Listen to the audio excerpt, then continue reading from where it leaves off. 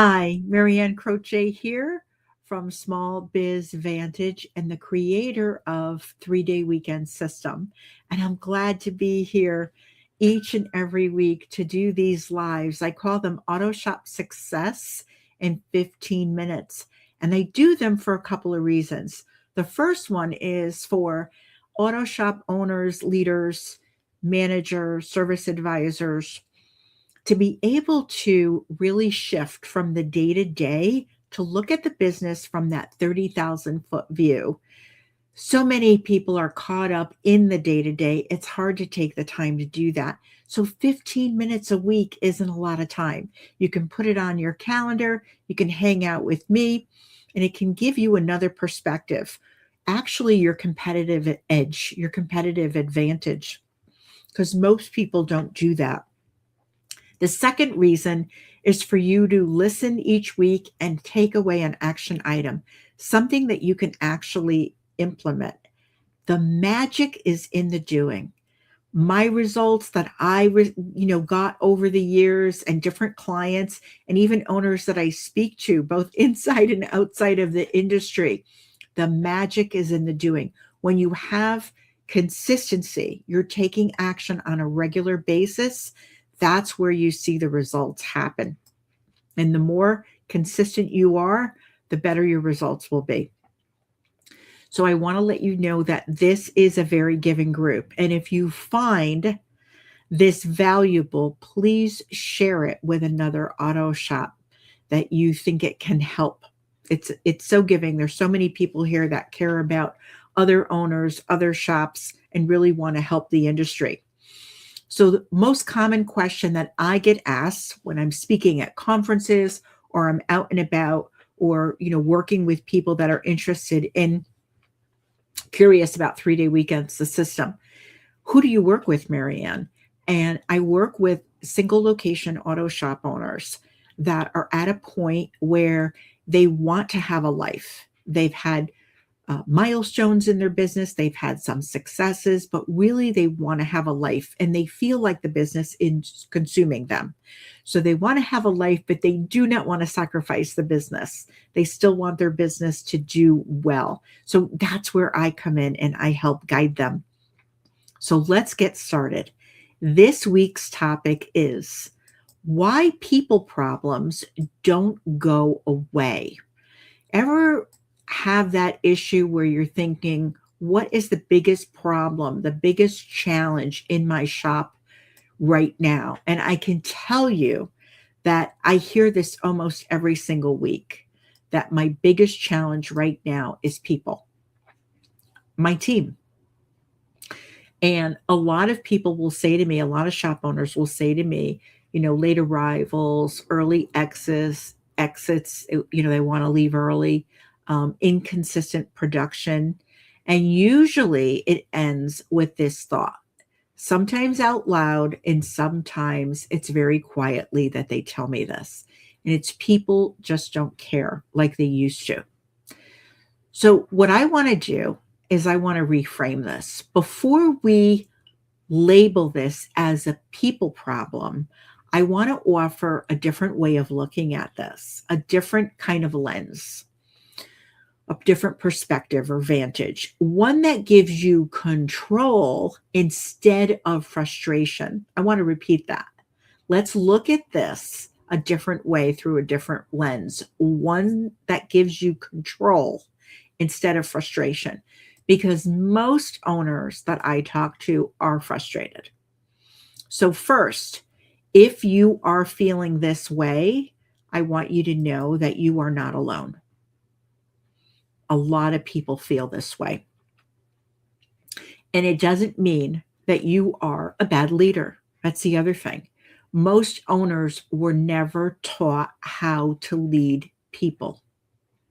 They were taught how to produce, solve problems, and carry the weight. So if the team challenges feel heavy right now, it makes perfect sense. But here's where the shift happens. Okay? People don't disengage randomly.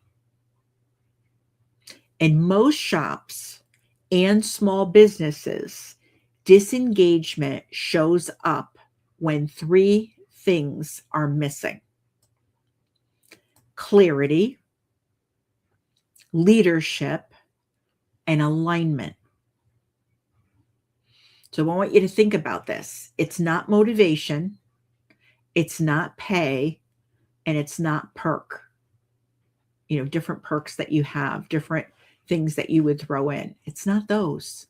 But a lot of owners think that it is. Clarity, leadership, and alignment. We're talking about structure here.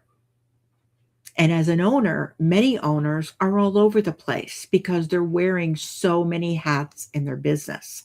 So structure isn't something that is the first thing that they think of. So when we talk about clarity here, clarity matters because uncertainty kills ownership.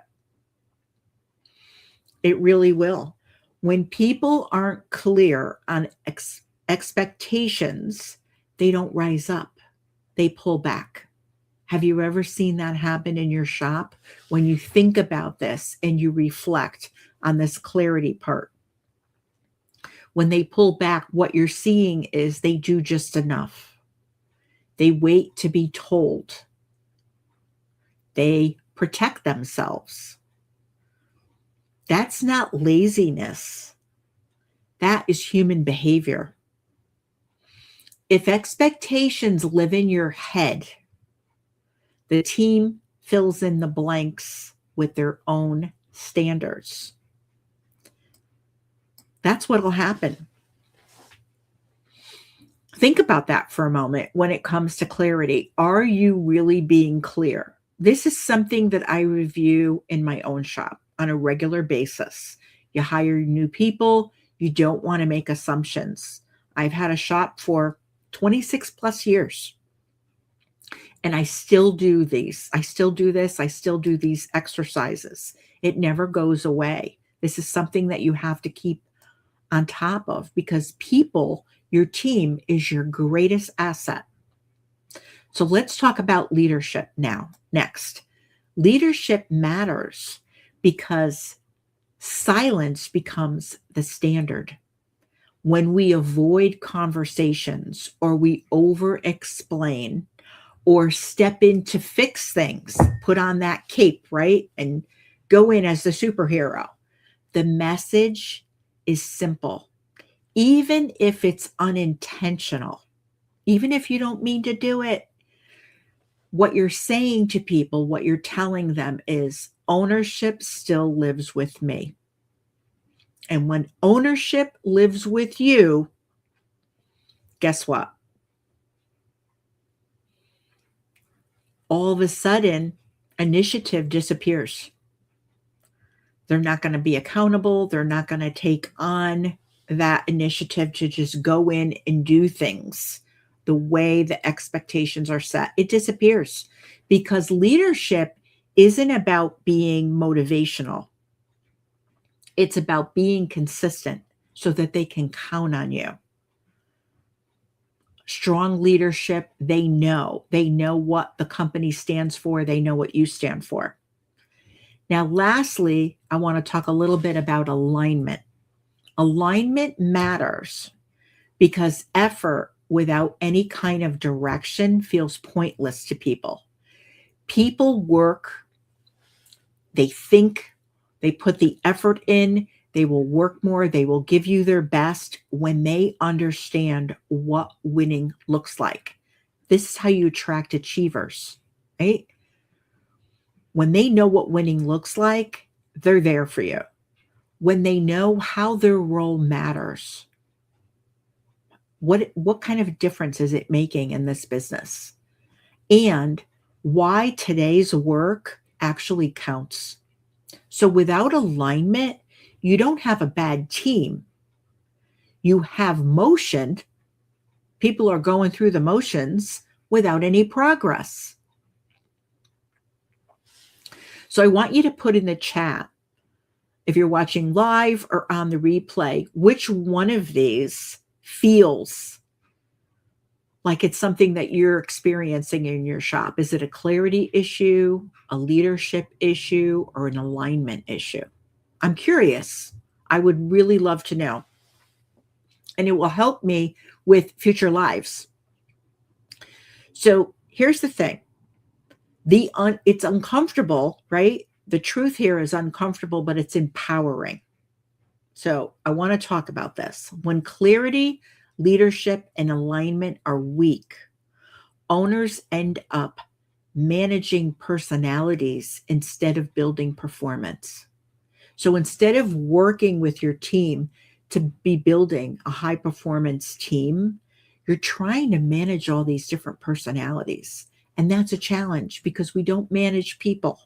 We manage activities. We manage outcomes. That's what we manage. We lead people. And that's a big point of frustration, angst, challenge in the industry. And you know what? It's exhausting. And it's not what you signed up for.